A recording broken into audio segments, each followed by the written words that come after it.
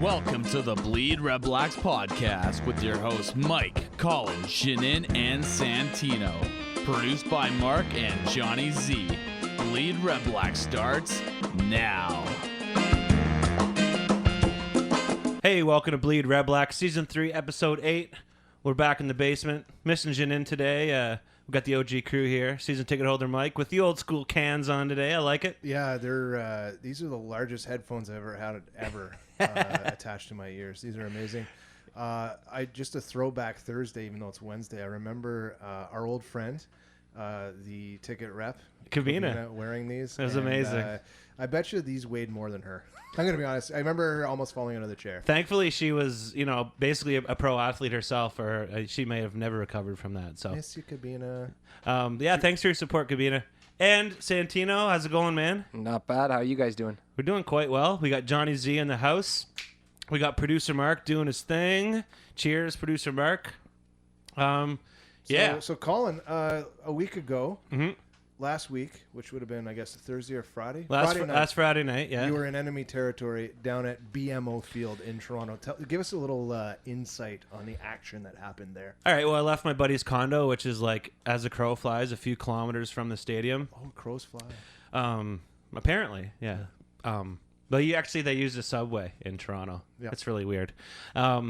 Yeah, and I was late getting there because it was a Jays game at the same time. But I have to say, the stadium was really impressive. The walk up from the CNE, really cool. Beautiful stadium. I mentioned to you earlier, Mike, like, weird being in a home barn where the color scheme doesn't match the uniforms. Mm-hmm. It was almost like seeing a college team playing in like a pro team's barn. So that's a little weird, but... Did you end up checking out the tailgate at all, or any of the No, shipyard? but we got there. It was basically just right at kickoff. Oh, okay. And I arrived and I saw they had a pig roast going on. So...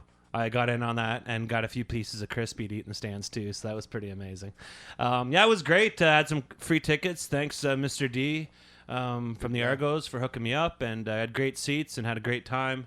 And it was great. It was humid, but as you hear, the game didn't have too much, I don't know, awesome. luster. You were camping, eh, Santino? I guess. Yeah, it was a very rainy weekend, so it was a couple of guys crammed in a trailer all weekend. Wicked. I when it rains, I play No Man's Sky for about 14 hours straight. And watched a bit of the Olympics. I get it. I read a review of the game actually, and have you got to the point where you've crossed paths with other people yet? No, you're I'm not there isolated. yet. Yeah. Okay, you haven't gone to like where the shipping area is and all that, not to spoil it. No. Yeah, it's one of the most fascinating games I've played. As you know, we have a friend in the gaming industry, and he's loving it. He's loving it, and yeah. I can't say enough about what PlayStation's been doing lately. So, yeah, I mean, I play a lot of video games. What can I say? So Olympics, I guess let's not spend too much time on this, but I'm having a blast watching it. I'm liking, it's a pretty fun mix of sports, Corruption, TMZ, multiple stories. This lots of so much weird stuff. I can't keep track of it anymore. Like I have no idea. The only thing that was really awesome was I thought that like the pool being a weird color. I thought that was awesome. I don't know why. Just there's something like we're so spoiled with blue water. It goes green and people are like losing it. But right? it's funny because you'd think like in a place like Brazil, it's obviously like a tropical country. There's tons of outdoor pools that a lot of people use. Yeah. You think like, okay, it happens for like a day. But like it was like that for a week. So like if you don't have a specialist, like bring someone in and treat that water, like it's not headlines. I know chemistry is not an exact science. Apparently, like Bo Levi Mitchell blamed it on Chris Jones. I don't know if is that why it smelled like farts? I don't know. Yeah. They're getting a fine soon. Yeah, it's too late, man. They already did.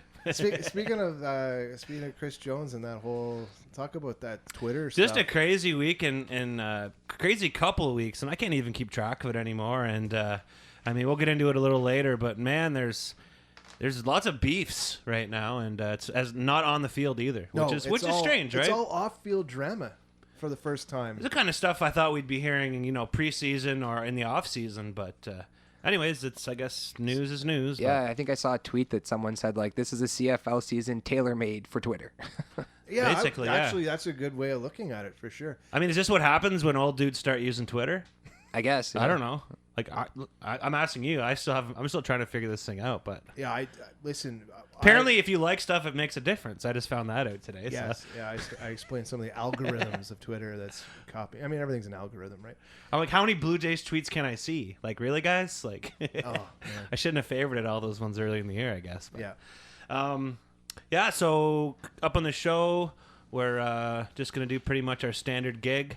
No Red Blacks news from last week, obviously. We'll do a little around the CFL, have some fun, and try to keep it short. And, let's run into a little commercial, and we'll come back with some around the CFL. Can't wait. Never again will you see rings on your table with the CFL-approved OLG Coaster Yellow Edition.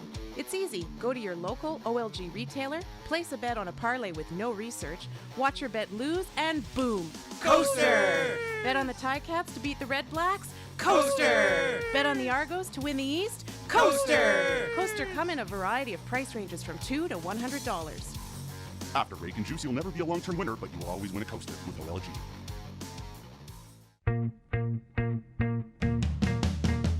Welcome to Around the CFL on the BleedRedblacks Podcast.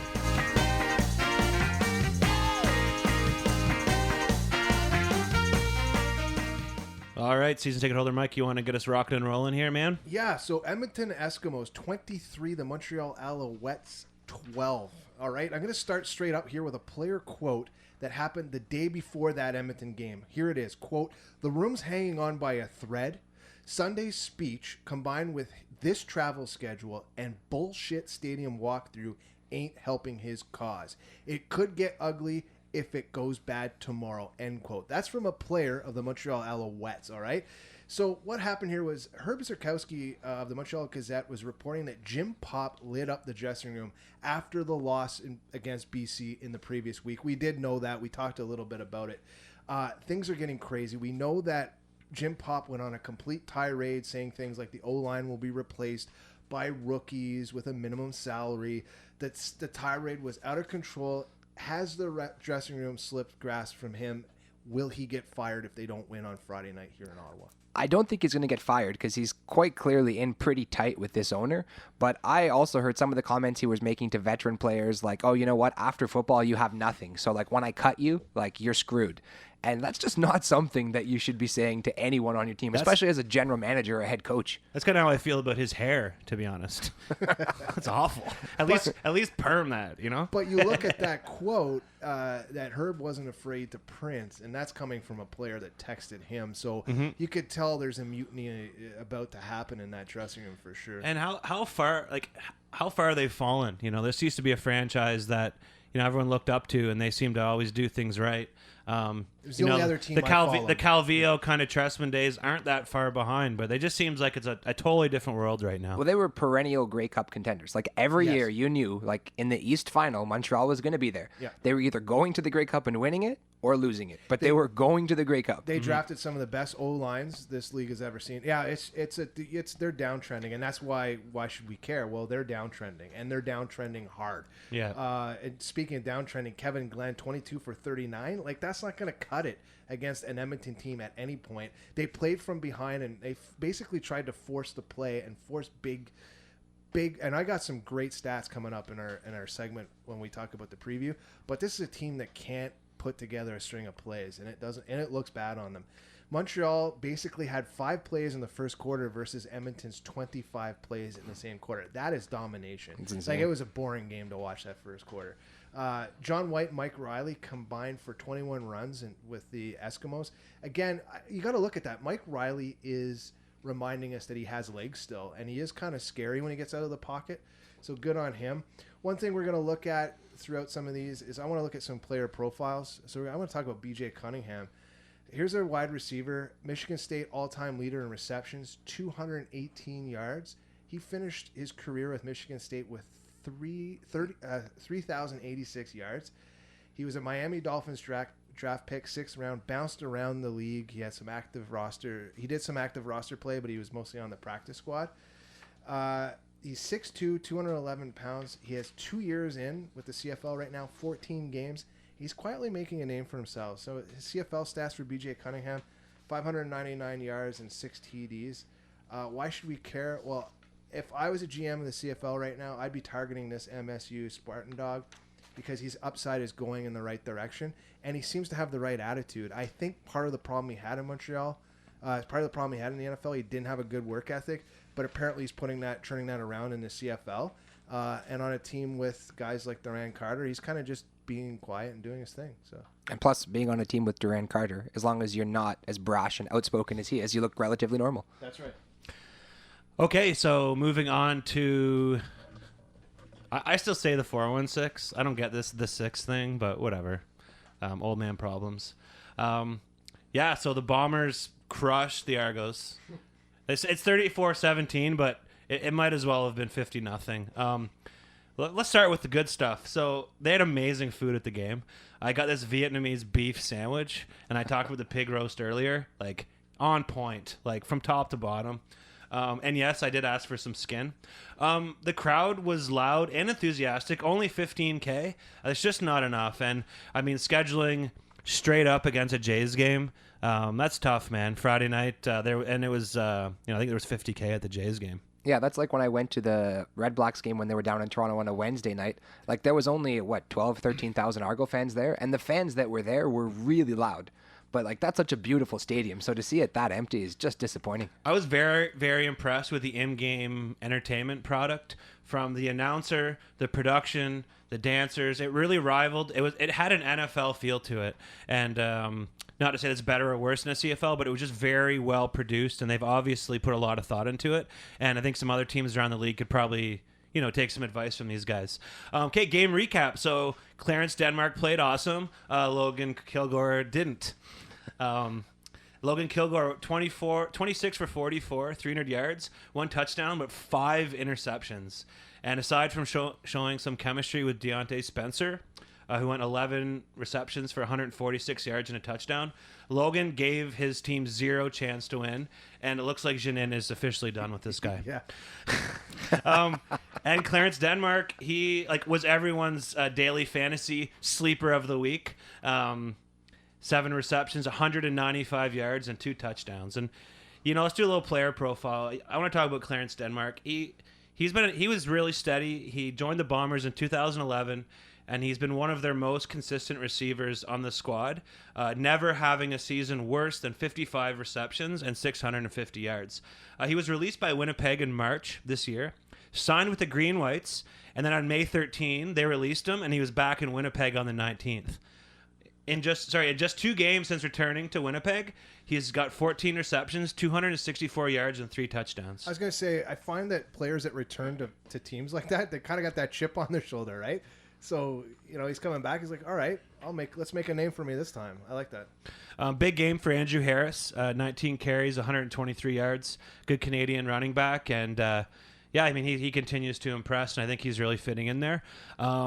Big story of the game was Winnipeg defense, and especially Kevin Fogg.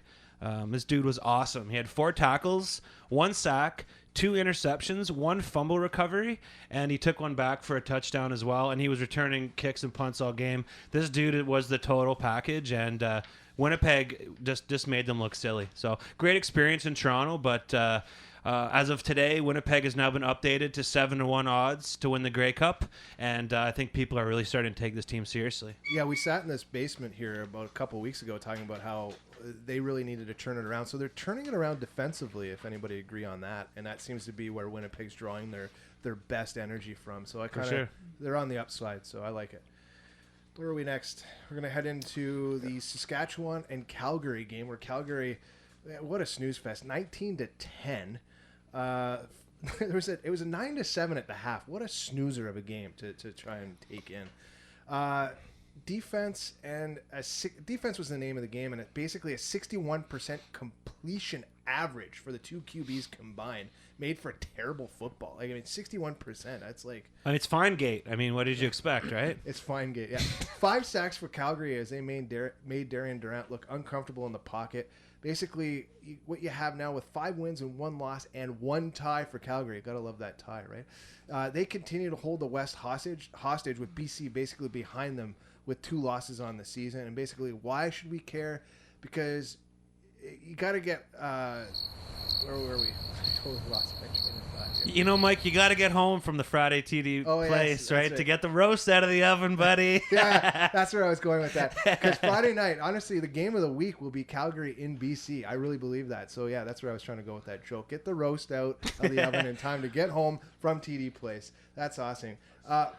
How do you know Mike's got to get home to get a roast? I'll fucking tell you. Exactly. Or you won't. I won't. Somebody will tell me. Someone will tell you. Somebody will tell me.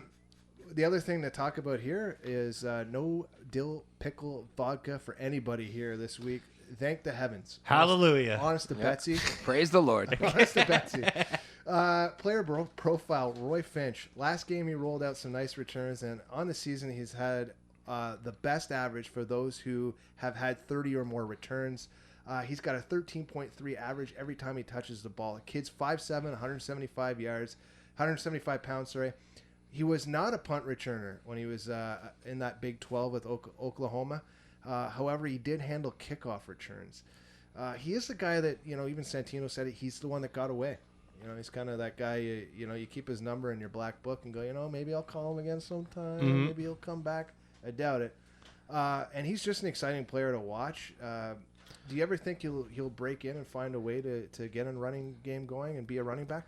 To me, no. I think he's kind of like a Brendan Banks. They're extremely good when just used as returners. Yep. And yeah, maybe you can throw them in here or there for like a gimmick play, get the ball in their hands in space. But like as an every down running back or something, I just don't see it. Even a slot receiver, what they did with Jamel Smith on those yeah, potentially on screens and stuff like that. Yeah, I there's got to be a way to get him in the open field and let him do his thing. He's just fun to watch. Yeah. And that's it for me. No more roast talk. I'll never put roast in my notes again. That's a shame, actually. Let's end the show now. Let's quit. What I'm going to call the roast of season ticket holder Mike episode. Yeah. So can we do that actually? Could we roast each other at some point before the season's over? I think that'd be cool. Fuck it, be way too easy, right? Yeah, that'd be good. So I got the Hamilton BC game. So this was the Kitty Cats versus the Lions. BC did pull it out late, 45-38. And this was an interesting game because BC was up big at half, leading 32-12. But like an alcoholic in the middle of a 3-day bender, the Ticats rallied in the second half, coming to life and even managing to tie the game late at 38-38 before giving up that last touchdown. I turned the game off. And then I happened to, because I had a little money on it, you know what I'm saying? And so I checked the old score, you know what I mean? And I was like, oh, shit, I better tune back in and see if that money's going to cash. Like a degen alcoholic on a bender. Yeah, and it was tied because Brandon Banks, another kick return touchdown. This one was off a missed field goal. So Banks brought the kick that was wide back 126 yards. So the guy is just an absolute beast, and he's without a doubt the best at what he does in the CFL. But that being said, Chris Rain, he's BC's returner. He's not a slouch either, and he had a very solid game in the return game as well. And he had a couple runs of 40 and 25 yards, respectively. And he also had a touchdown of his own called back due to a flag on a block that didn't even need to be thrown. So that's just got to be so frustrating as a returner because it was a beautiful run back. And that block that was thrown, it was just so unnecessary. It just wiped out a huge play. So yeah, both quarterbacks finished the game with over 300 yards. And I don't know if you guys heard, but it was Zach Collaros' first game back since tearing his knee. Never heard of him. Yeah, I don't know. Apparently he was the MOP last year, or he would have been. Close. Yeah. Anyways, he started off looking really rusty, as to be expected, but he had a strong second half with 186 yards, and he kept his team in the game, kind of clawed back into it. Yeah. So he struggled in the first half, right? That everyone noticed that. So can you really gauge his performance like when the score is that one-sided, I'm pretty sure prevent defense is a little easy. I mean, BC definitely were chilling, right? Yeah, relax a little Yeah. bit. That's a good point. Yeah. As for Jonathan Jennings, he had his fourth straight game with over 300 yards, and he's a cool customer. He doesn't get rattled. Even after Hamilton tied it with just about a minute left, he got the ball in his hands. He marched them down the field and scored the go-ahead touchdown to win the game in the last minute. And to me, he kind of did the same thing. I think it was against Calgary a couple weeks ago. And yeah, he threw like a back-breaking interception that kind of got Calgary back into the game. But to me, it just kind of shows he's still maturing and still getting better. So why should we care? From an Ottawa perspective, Caleros is back, so apparently that instantly improves the Ticats' ability to compete in the East. Thankfully, the Ticats lost again this week, so with the win versus Montreal, Ottawa should give themselves a little bit more breathing room atop the division. As for the Lions, in my opinion, they're still clearly the class of the West, and former running back Jeremiah Johnson is settling into a groove and running the ball extremely well for BC. So apparently the crowd was great that game. They just had just over 21K, but Brian from the Lions Den was saying they were really loud and into the game. So that's really awesome.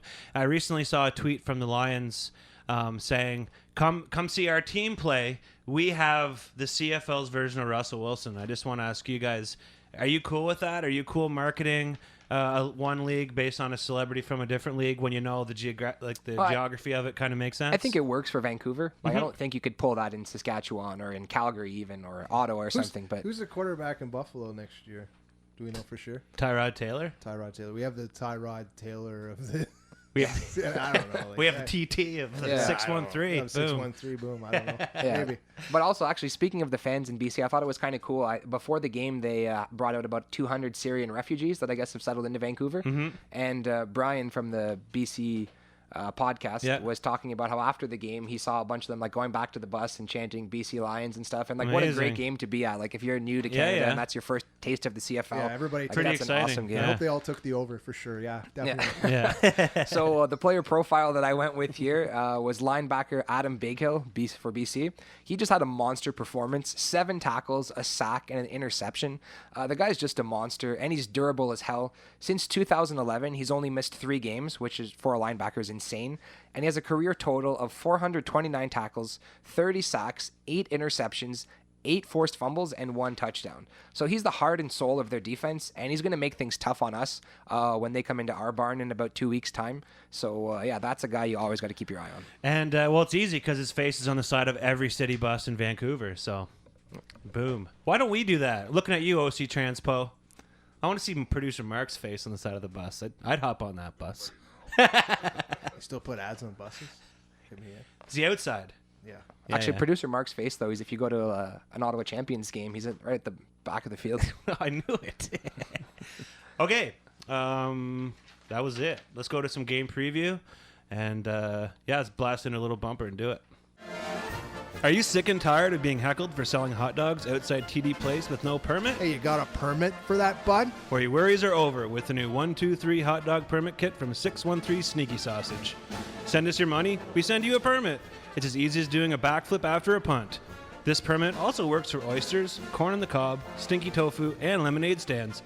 Get yours before it's too late. This has been a paid advertisement by the BRB Group. BRB does not endorse or suggest this product, but if you send us $50, we will print you anything you want. Welcome to the Coaches Roundtable on the BleedRedblacks Podcast. All right, game preview this Friday. We're hosting the Als, and should be a pretty exciting matchup. I haven't heard whether Duran's playing or not. I don't really care. I don't think we should focus on him. I think our DBs are good enough to cover him, regardless of whether he plays or not.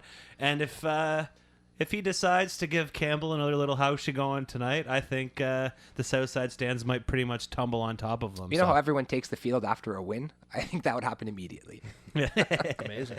Just wrap him up in a flag and throw him in the canal, right? Remember what happened in Liverpool? Fuck her up, Buttercup. Exactly. Remember what happened in Liverpool? Never forget. Don't jump the stage. Eh? All right, let's talk about some offense. So, Montreal's defense is 6 in the CFL in interceptions, yet they have the second most points allowed in the league. So, they are also the worst in passes defended. So, as long as you don't get the pick, it's pretty much smooth sailing. So, I'm telling Hank, sling it up, man. Even if you get a few interceptions, their DBs can't cover our guys, and we can really spread the field. So I think this is a great game just to chuck it up there. Plus, last time Burris played them at home is when he set the CFL record for completions with 45 in a game, and when he went off for like 500 yards. That's all I got to say. Done. Touche. Montreal, they're a team that could be rattled, and they might play with a little bit of emotion. Definitely on the defensive side of the ball, they're desperate. So, and how everything went down last game, obviously there could be some emotion. We need to keep our players in check. No funny business after the whistle on either side of the ball. We've all played high-level sports, and we all know how frustrating it is when you're on tilt and you can't get that other guy to bite. There's nothing more frustrating than that, and I think if we can be mature and not give in to those pokes, I don't know. I think that's going to be a huge advantage. Could be a game that's won or thrown away on penalties. It's one of the, and that's the way the league is lately. Like that's how I feel it is. So Apparently. yeah, yeah. Allegedly, actually. Sorry. Colin, a few weeks ago. Supposedly. Supposedly.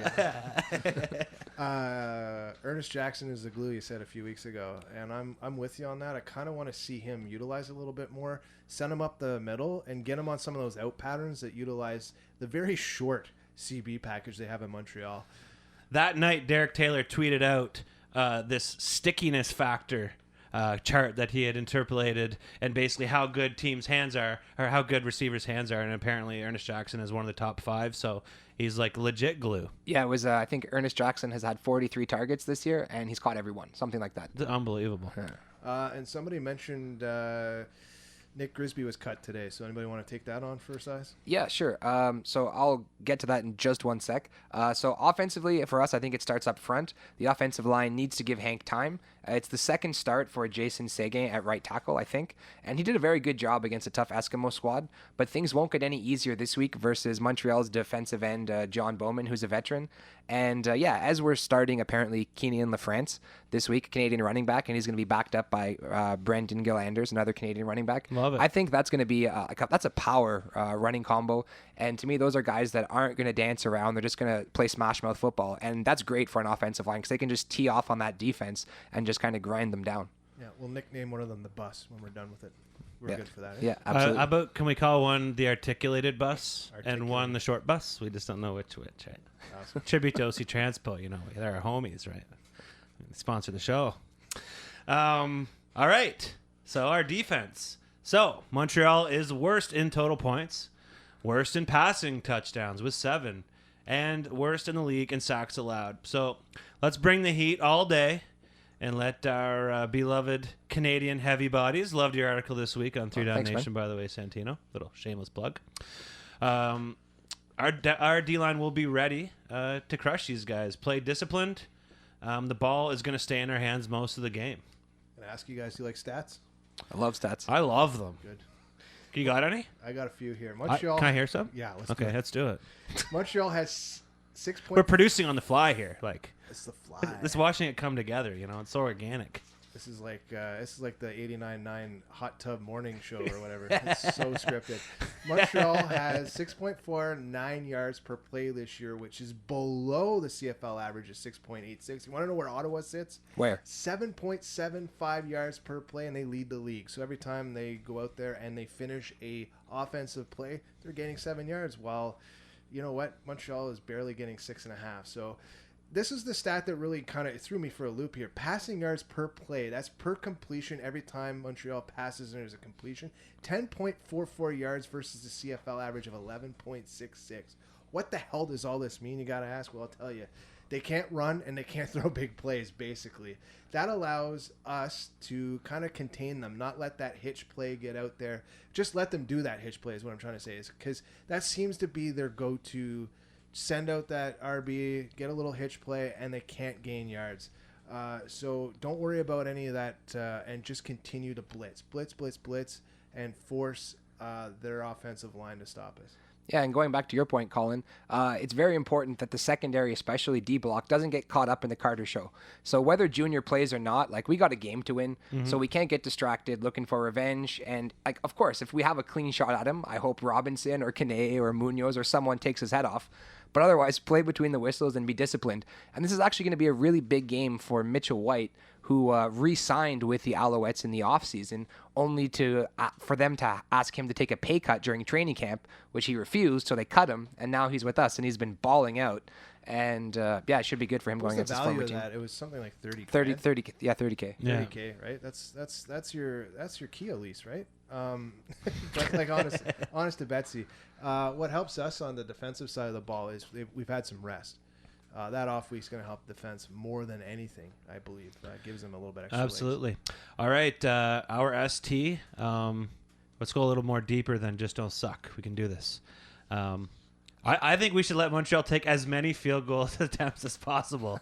I like those odds. I'll flip coins all day, man. You know me. So, any hope that Swayze Waters comes north of the border? He did get cut today. Yeah. With a name like that, he could moonlight at Club Super Sex. Pay those bills on the weekends. Just saying. I miss those Swayze Waters memes. Totally. So much Swayze fun. left, Swayze right. We got to play mentally tough. And I don't know. I just want to talk about Swayze Waters for a little bit because obviously Montreal doesn't want to flip coins all year. How much will they have to pay him to get him back up here? I don't know if anyone can afford him. $30,000. Well, they did just cut their defensive tackle, Von Martin, who they signed from the NFL this year, and he was a big name free agent. And he got a ton of cash, so maybe that's kind of freeing that up for a run at Swayze Waters. Speaking of Montreal not being able to put points on the board traditionally, I'm totally believing this could be the week that our coverage team should look out for some of those trick plays on special teams. Because we were there 2 years ago, if you remember. I was there? Well, as a team, the Red Blacks couldn't score traditional points, so we had to look at some fakes, some onside kicks, and I think Montreal, you're right in that wheelhouse to try something crazy. So our coverage team has to be aware of that for sure. Mm-hmm. Yeah, and it's also very important for that coverage team to contain Stephane Logan because Montreal's offense isn't great, as you said, and that's being very polite. So we can't give them any momentum with field position or points through the return game. Unbelievable. I can't believe how we said it earlier. Montreal is going in the opposite direction of where they were headed. And just what the hell happened that night? They pumped the green whites, right? Like that's just so bizarre how those anomalies can happen. And just like that game still really stands out to me. Like the green whites had just come off a victory against us, and I thought they were really turning a corner. And ever since, it's just been tinfoil gate since. So I just have to say this. I have to get out of the way to pat my own back. I'm on an 8-0 run in CFL Pick'em right now. I'm on a fucking heater from hell. I keep forgetting. And I think I'm 11-9. I'm above 500 though. You're above 500 because you haven't picked some. That's. I'm like. You're still right in the middle of the whole league, right? I don't know why I keep forgetting. I've just been very busy lately. Can I chalk it up to that? Yeah. Okay, awesome, dudes. Let's do a little take a little breather, and then Santino come back and rage out. Rage on. Sometimes you need to go back and then back some more to actually move forwards or sideways. I don't mean go back as far as a streetcar, but maybe halfway back, like to the 50s. I know there are those who say that they can't take the bus. Yes, you can. You just have to be going to the right place. TD Place. Why park and ride when you can ride and park? I've been stuck at Herdman Station for 45 minutes, and I don't quite know why. OC Transpo, where backwards is the new forwards.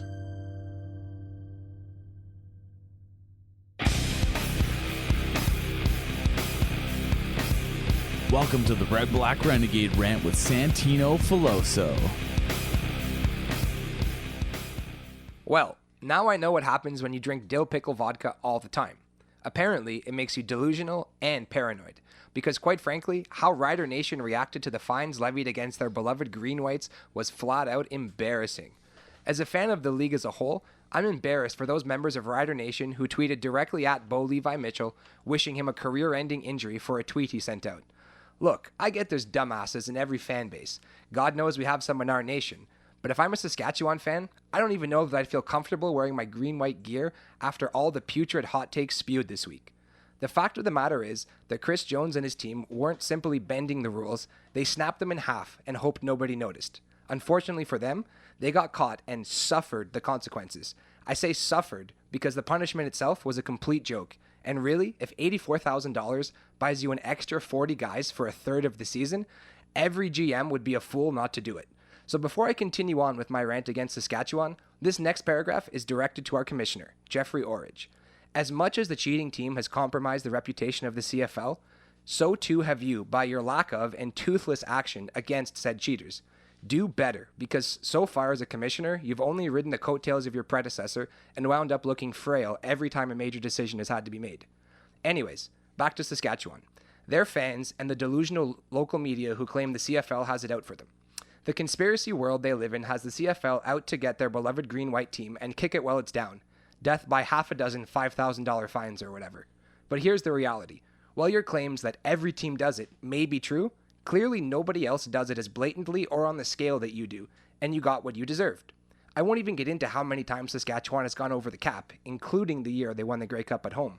Though Rider Nation might not have an asterisk on that win, rest assured everyone else does. There's no grand conspiracy at work against poor old Saskatchewan. It's simply a team that has a coach who either doesn't know the rules or doesn't care to follow them and who keeps getting caught. That alone is why weekly fines keep dropping. In the end, though, despite what both non-Saskatchewan fans and Rider Nation say, the one thing everyone can agree on is that the only thing as systemic as the cheating going on in the Flatlands is the losing. So enjoy another non-playoff season, and maybe the next way your GM/coach thinks of to bend the rules helps you with that whole winning thing. Makes sense to me. I've been trying to follow everything. It's been happening, pretty quickly. Especially that's how social media goes, and I haven't had a lot of time to just refresh. But Mike and I were talking about this earlier, and we think that a lot of this off-field stuff that's happening kind of correlates with the on-field product that we're seeing or not seeing this year. And I feel that a lot of this verbiage is being motivated because there's not really a hell of a lot else to talk about. And I think if we were seeing solid games week in and week out, I guess I'm more just referring to not so much the cheating, but the reaction and all the articles and all the fallout since. It's not really entertaining to me. I don't know why people get so upset about it, like in either way. It's. I mean, feel however you want about it. It's not why we like this game. No, and that conspiracy, it's tough to follow. I need a flow chart that shows me that the ex-vice president of the United States owns Halliburton and half the league or something, but it's one of those situations where if you're the commissioner of the CFL, how many teams do we have? 9? Yep. 13 if you ask Saskatchewan fans. 13 if you ask Saskatchewan fans. That's good. If you look at the way the league's set up with that many owners, it's hard. There is no division. Those owners are tight because they have one product right now that they're barely getting by on. Mm-hmm. So they really do control that front office 100%. It's not like the NHL where the Board of Governors will make suggestions to the NHL and they will have a collaboration of decision making. In the CFL right now, the owners are running the asylum. And that's why we have what we have. And that's why it's such a joke to think that the league office has a conspiracy against what is its biggest revenue-generating team. I can't believe a local media journalist who covers the team would actually think that the CFL has it out for Saskatchewan. It's a joke. What's revenue sharing like in the CFL to begin with? Do we know? It's probably on the CFL website. It's one of those invisible pages that you can't find. Yeah, I'm curious. I just think that whole angle is just a totally an aside and doesn't really have anything to do with following the rules that are in place.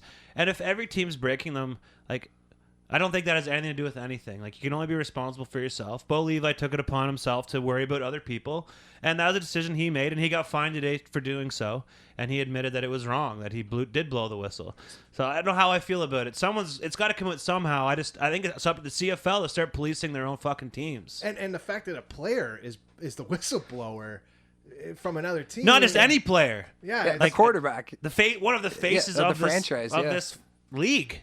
It's just strange. And then they tried to recover and save face by being like, oh no, we've had an investigation going on for weeks. Well, if you knew about it for weeks, why'd you let it drag on for weeks? It doesn't make any sense. Now, correct me if I'm wrong. I haven't seen our commish give very much FaceTime. Maybe I haven't been watching the right TV programs or listening to the right radio, but I don't hear a lot of communication directly from him. And have you guys seen or heard? Has he made public comments? Not in print, but I actually want to hear his delivery, and I think that's really important. To be honest, every single interview that I've heard with him, it honestly just sounds like he's reading from a script all the time. The guy doesn't seem to have any kind of personality or kind of any spontaneity when he's talking. It always just seems like prepared answers for prepared questions. Well, that goes back to my theory is that the owners have them in their back pocket, as they should. If you're a franchise owner in the CFL, you're hanging on by a thread, which means you're hoping you're hoping to hell that the TSN continues this contract past 2021, so you could continue to get your ROI. Some of these guys have built huge stadiums with partnerships in their provinces. They need money, and they need it to continue to flow. So I'm on the ownership side of this, saying that, look, if you're an owner, do your best to keep the teams alive, and if you have to cheat a little bit, then you're gonna cheat. I don't. It has been happening. Then don't bitch about it when you get caught. Yeah, I agree with that. Then it's kind of like not admitting. I mean, just once you're guilty, and move on, and hopefully this irons itself out. But I think this is just the beginning of more baloney. It seems to be happening. There's like writers upset with other writers, and the focus of the league and the focus of the fans is going away from the field, and I don't like that. We're getting into crunch time. Labor Day is coming up. This part of the season is really important. Let's talk football, man. Yeah. Let's get rid of the TMZ. Let's get rid of the tinfoil hat, and let's just talk about the game. Let's not worry about how many fans are at Argos games. Let's not worry about how many people are on the practice squad in Saskatchewan. Probably the same amount of people at an Argos game. And just focus. Math. Math. Yeah, it is math. And just focus on, like you said, getting that product back to where it is, which we should be talking more about the reffing and being angry with the shit show that has been some of these games with officiating. I still, we're this many games into the season with the review system, and I don't get it still. I'm still as confused as the next guy. And as an avid fan of the CFL, somebody on the outside asked me the other day, how the fuck do you challenge a challenge? And I said, it's happened. I was at a game, it happened, and I still don't understand it. So like the eye in the sky. You ever seen Truman Show? He didn't know what was going on. What was going on either. So for me, it's getting the product on the field right. And if that takes 17 other guys working at a car dealership, washing cars and detailing them, and being on a practice squad at the same time in any given city, that's what it takes. And then do it. I don't really care. Or does it take the refs kind of laying off the whistle a little bit, like on purpose, like kind of, if it doesn't affect the play, I'm not going to call it? I don't think we can put it on the refs because they're not put in a position to succeed. No, exactly. Or it's like you can't blame.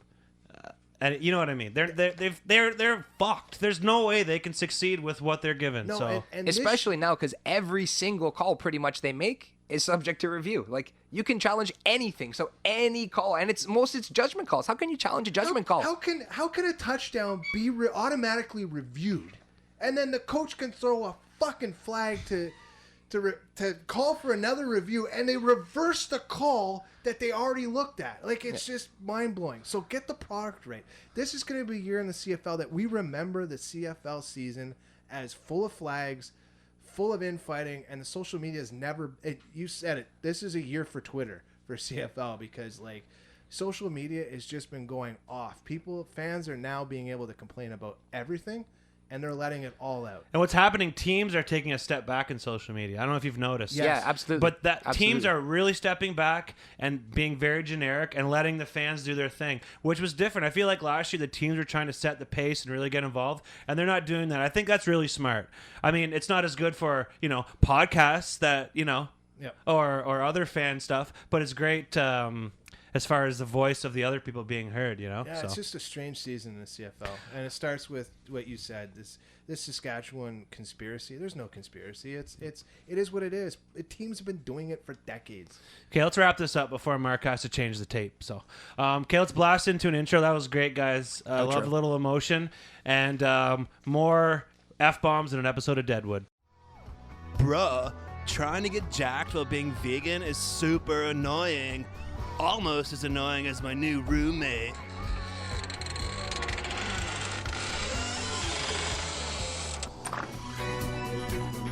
Hello, roomie. You're out of detergent.